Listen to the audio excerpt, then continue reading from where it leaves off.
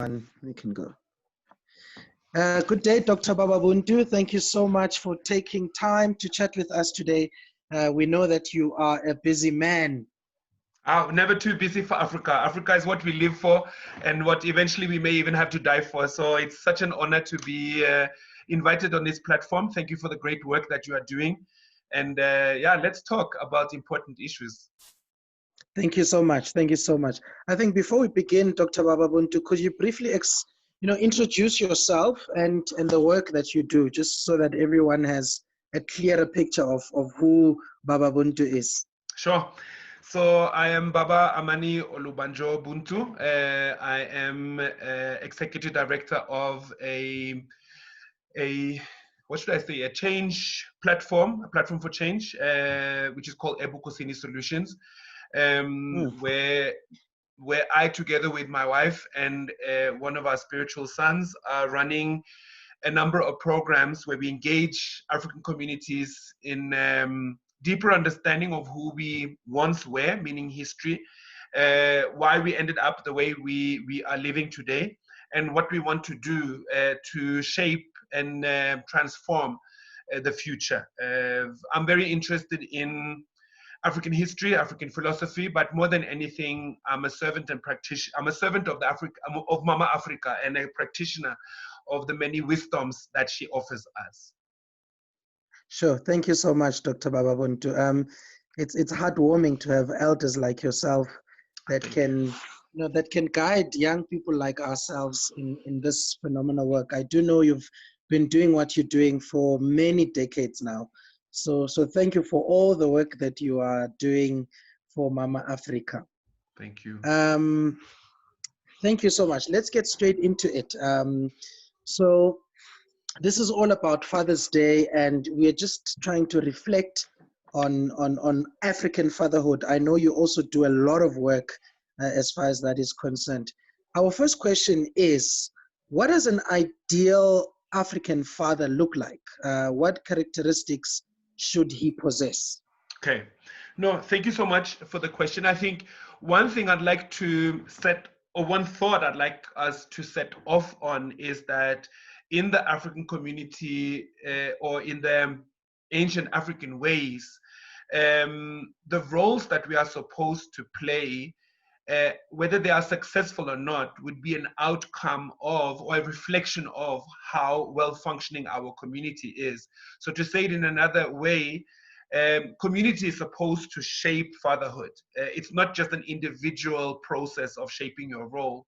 So if we have problems with fathers, or if there are fathers who are not playing their role, that is actually a reflection of something that is wrong with our community. And I'm saying that as a preface because I'll return to that thought a number of times through this conversation. But directly on what you are asking, what are some of the characteristics that I think is important to have within an African fatherhood? I think number one, it's very important to be conscious and rooted, meaning that we live in a very bewildering world. We often have questions about who we are, where do we come from, what is Africa really, what is Africa's future, what do we do with all these burdens that we are carrying as a people. So to understand the time that we live in, to understand how we ended up in this, let me call it mess, because it is a very messy situation we are in right now. So it means studying politics, history, economy, and spirituality from an African point of view specifically. I find that very, very important. And also that you have anchored and rooted yourself. I think it becomes a bit strange to talk about living an African life, but not really wanting to root and anchor yourself within African values, African spirituality, African culture. So I think that's a very important, it's important to know where you are standing. And I think it's important to understand the centrality of the African family, what it means, what it's supposed to represent, why we say that family is the carrying element in African culture and society. And since we live in a time that I just called messy, maybe we should rather call it a time of war. We are conflicted and attacked as a people, as a continent. So what we need is not just any regular family right now. We need warrior families. I'll also come back to that. And I think it's important to see African fatherhood as a process, not just a role, meaning that I think we live in a time where many of the things we are supposed to do as men, we lack guidance and leadership to teach us how we should do many of these things, and it seems like it's just expected that we should just find out from within ourselves. And let's also understand that fatherhood is not something that starts the moment your partner is pregnant. I think fatherhood starts far beyond the biological concept. It also starts with understanding the different members of our society, the younger ones, the older ones, how you look after them, how you appreciate them, even before you have your own biological children. And I think the last point I want to say in this round is that I think it's very important. I wish for this characteristic to be strong in African men, to be able to be playful, to be able to sit down with children and spend time and actually have the time of your life. I'm saying this because I noticed that a number of brothers, especially before they become fathers themselves, are a bit uncomfortable with children. When they start crying, they don't know what to do with the baby. They like, take the baby, he's crying. I don't know what's going on right now. Maybe they don't like me. And also struggle to, especially those of us who maybe read good books and have a bit of knowledge about many things, we struggle with explaining it in simple and easy ways for children to understand. And that's a characteristic that I think is very important as an African father to have. Sure. Thank you so much, Dr. Buntu. We definitely have a lot to learn. I think moving on to the next question, tying up with everything that you've said, we know that the reality for most men is that they grew up without fathers. So is it possible to model good fatherhood when you grew up without a father to learn from? So I think what is important to say about this question as well is that you are right. There are very many who grow up without a father, and there are also those who grow up with a physical father present or being part of the family, or at least that you know who your father is. But there might be different forms of quality in how you relate to that person. Maybe this person is out half the time, so you don't really get to bond and have a relationship with him. And we know that a lot of men struggle with admitting this, because we're supposed to honor our parents, and especially if they have been there in some way, maybe not in all the ways we desire, it's difficult for us to come out and say that we feel that our fathers didn't really play the role they should. But I would say a definite yes, that you can play.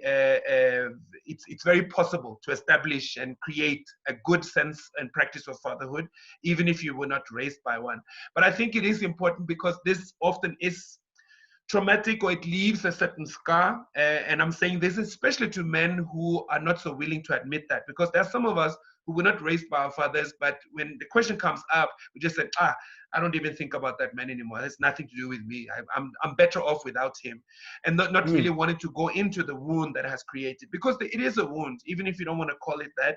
And I think what is important is that you have found a way to pass through the trauma and to actually go into the wound to heal it, so that you don't open up your own fatherhood while you are still very much hurting.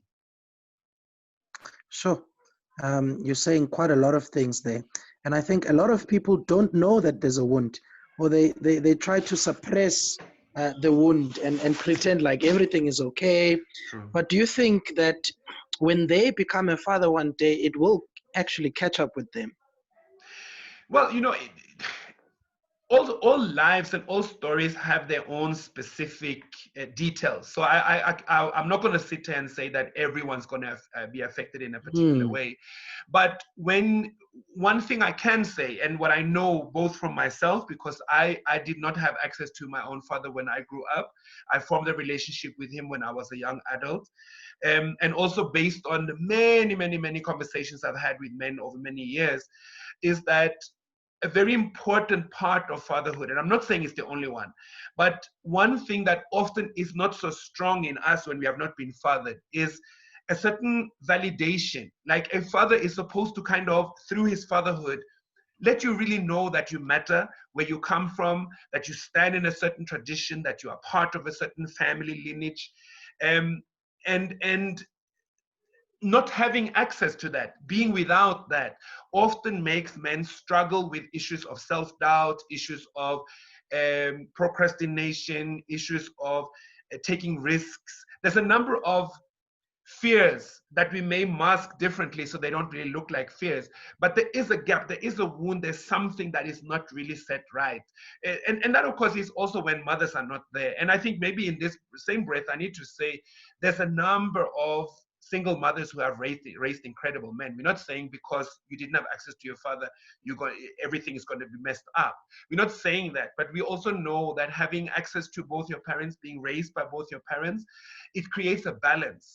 And I think we see the aftermath of an imbalance that has been within our African family for a long time. Right now, when violence and so much fighting is happening in the African home, so it is important. We're not saying everyone is going to be messed up, but it is important that you find a way to heal the wound and the gap that your absent father may have left.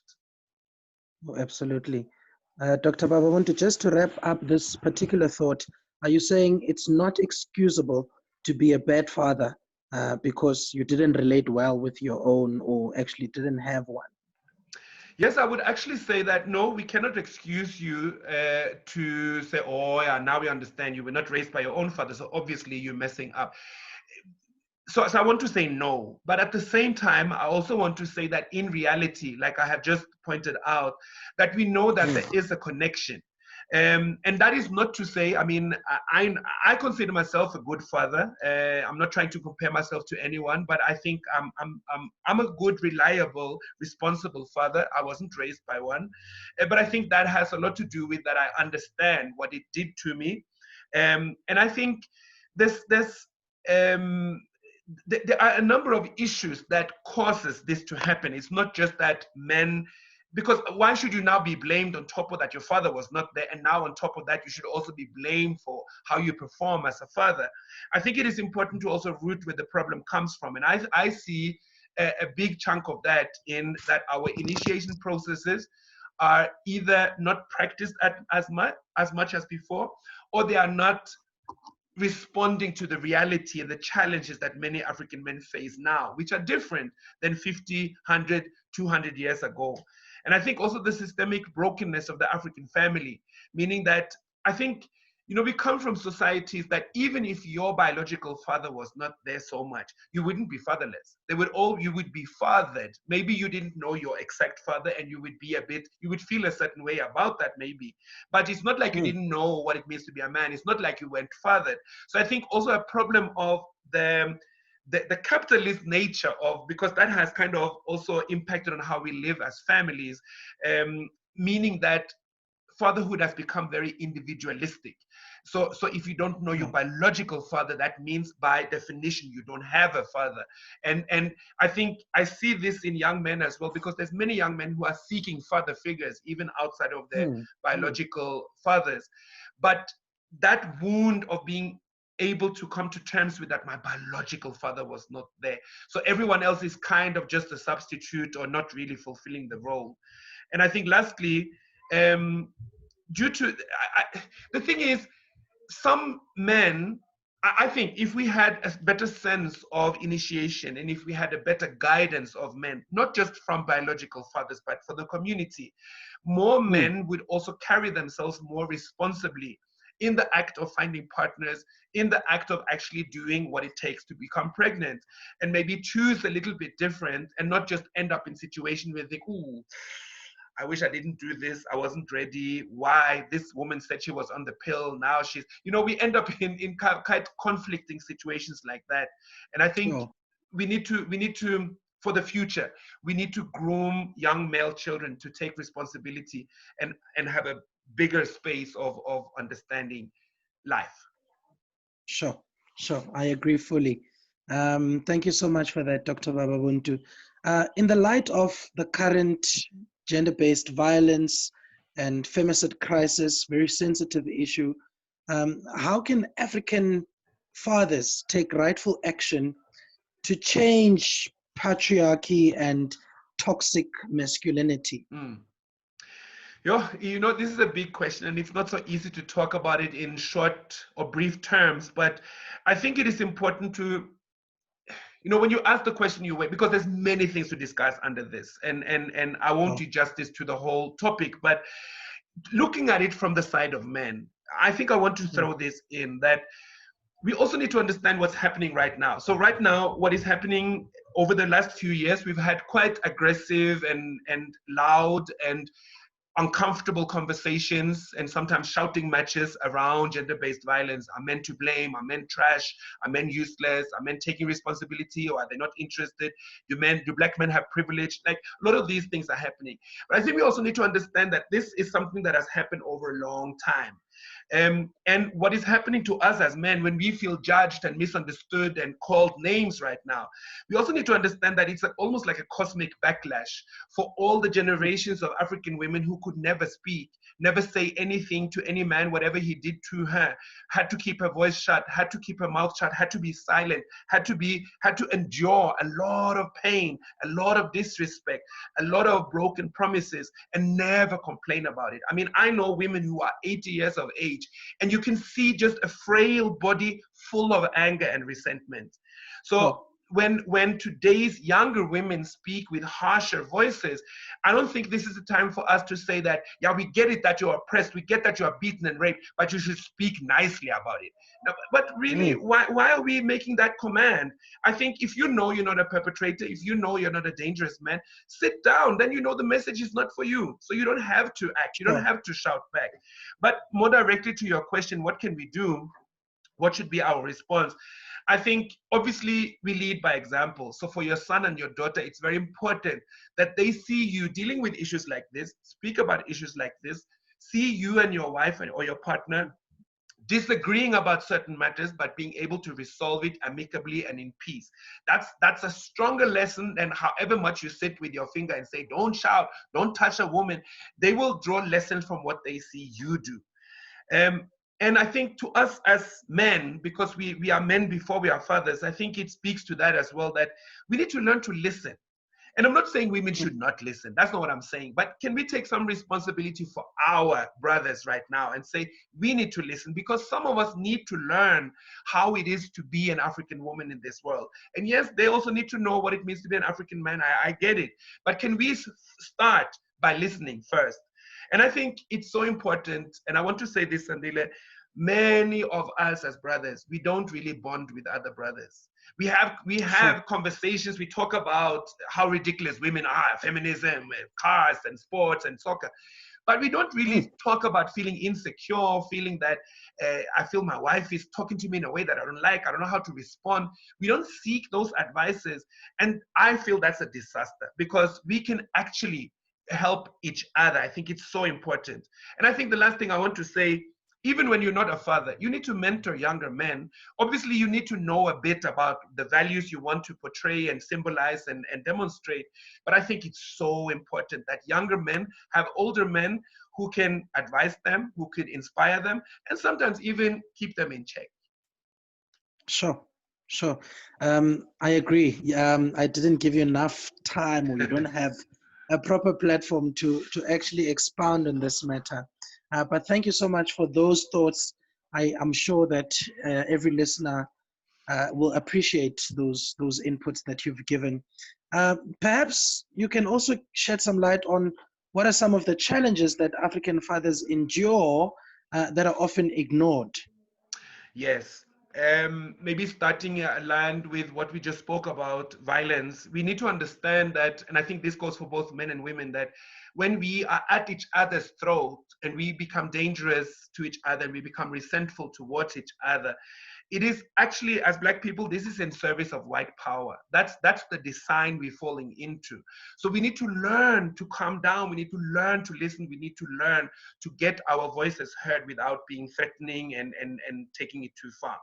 But I think some problems that that society doesn't always seem to know about African fathers is that there are a good number of fathers who are denied access to their children because the relationship went wrong and certain things were said in the heat of the moment. Resentment has now taken place and they bicker a lot. They can't see eye to eye. They can't be quiet in each other's presence, and they destroy what they should actually now focus on, both men and women, to create a possibility for the child to have access to both parents. So I know a lot of fathers are really frustrated because they cannot access the child, because they are already seen as useless. The mother has decided that no, you said and did what, and there's no access for you to our children. I think there's many fathers who feel a certain pressure to, for instance, this is just an example, to put their children in good schools, especially if they can afford, because that's what South African reality has become. That good schools means more, whiter schools means more affluent schools, and they cost more to put their children. But this is also a double-edged sword, because those are also the schools that twists the mind of your child, makes them the least proud of being African, and actually instills a lot of fear in your child. And lastly, the thing I wanted to mention now is also, I think a lot of brothers feel there's a pressure to make money. There's a pressure to kind of impress, there's a pressure to build, there's a pressure to have certain material assets. And when you get to do that, you need to work really hard, and you need to work really long hours. And the cost of that is that you may not have much time with your child, and you spend very little quality time with your child. And I know brothers who face this dilemma of being with partners who kind of say that, but I would wish for us to have a house like this. But at the same time, why are you home so late? Why can't you be more with your children? Why is it always me? Don't you think about me? I'm working until 10 o'clock, so I'm not sure where you want me to really, so those are some dynamics that, but I think the point is, sometimes we as men, we say, nobody's interested in our story, nobody's listening to us. But are we speaking? Are we really talking? Sure. So I think it's also about us taking the space, not asking forever for the world to embrace us. That's not going to happen anytime soon. Sure, true. I actually want to go back to the first one that you mentioned about mothers, out of resentment and anger, denying their children the access to their fathers. Do you perhaps want to say something to mothers now who don't know the danger of doing that, and just shed some light on the implications that has on their children? Because some of them even want the children to choose sides. You can't be with your father because he's going to pollute your mind, or whatever the case may be. So do you just want to talk to mothers specifically on the importance of their children having access to their fathers? Well, I think I want to say something both to women and men, because it takes two to form a relationship, and it also affects two people and more when there's children in the picture, when you split or you cannot continue together. And I think we become resentful because relationship is almost often that place where we are most vulnerable, where we let ourselves go completely, where we are completely naked in the symbolic sense, where we really share the innermost of ourselves. So when we feel that our pride has been taken away, we have been disrespected, we have been said things to that are really sore within us, I think it's very easy to hold on to those emotions and not be forgiving and not wanting to even look the other person in the eye. I think to both mothers and fathers, once you split as parents, your issues are not really your issues anymore. You can't just sit and hold on to things that you are grieving for, that you are upset about, that you are angry of. And when you do, at least find your own space to process that so you can heal from it and start afresh. Your children are the most important. And if you, unless, and there are some exceptions, if a father has been abusive to you or to children, if you think the father is actually a threat, and there should be a good record of, it shouldn't be just an assumption, it must be that it actually has happened, then I understand. But because the father doesn't have an income, because the father said something to you 3 years ago that you didn't like, because whoever of you had an affair or lied or did something stupid, that's sad, and that should not have happened, but the child should not be suffering for that. So you need to, and when you can't do it on your own, please bring in elders. This is what elders are for. If you preferably you'll find elders within your own family and those who brought you together. But if you can't, not just don't say I don't have elders, there's nobody around. There are a lot of old people who are actually very willing to help, and they have a lot of good advice, and it could help you so that you don't have, because I get it, when you've been in the relation and you feel you can't see eye to eye, it's very difficult to have an amicable conversation because you feel the other person is so ridiculous, and you hear the other person talk and all you feel is hate. That's when you need other people to step in. And if you can't resolve it within the family, I don't like to suggest this, but at least it is better than nothing. There are social workers that you can call on. There's legal measures that can be taken from both sides when you feel that you've been wronged. And I think even if those should not be our first choices, in some situation, I think that's the only way to go, so that you make sure you have done everything that the law gives room for. And even if you are a father that feel that things have not worked out, the whole family on her side is against you, there are legal counsels that you can get so that you can find your rights and be given permission to see the child. It is within the law. So if that's the last option you have to do, at least do it. Sure. Thank you so much, Baba Buntu. In closure, what lesson would you give to an aspiring father out there? Just in closure for us. So many things. But I think if you're not a biological father yet, and let me also say this, stop being so embarrassed about not having a child. I mean, we have this notion that if you're 35 and you don't have a child, even if you're not married, even if you don't have a girlfriend, but you don't have a child and you're 35, there's something wrong with you. We really need to stop that. That is absolute nonsense.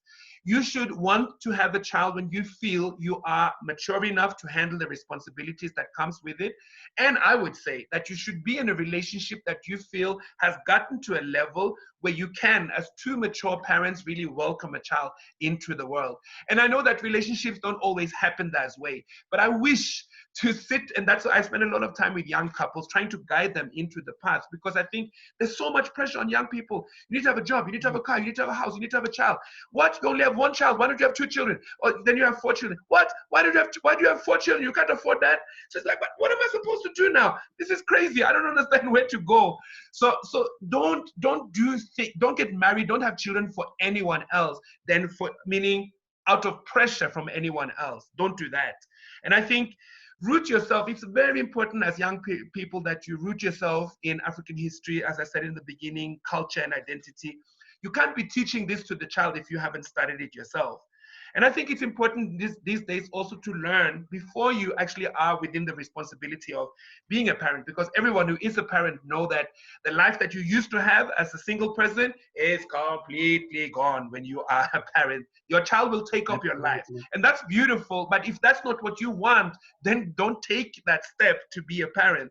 But also learn how to set up a business, how to be self-determined, how to be a warrior in this life, how to withstand pressure, how to stand up against racism, how to stand up against all these violences that we have. Because if you cannot do it, I don't know how you're going to choose it to your child. So whatever you wish for your child, and I think I've said this already, that for me, fatherhood starts way before when the pregnancy is there. It starts with the values that you want for yourself. It starts how you are anchored, how you are rooted, how you work on your anger, how you work on understanding yourself. And then you build towards becoming a father that is anchored, that is rooted, and that has space and time and so much love to give for every African child. Thank you so much, Baba Buntu. Thank you, thank you, thank you. Thank you. Many blessings to you. It's an honor. Thank you so much. Thank you, sir. All right.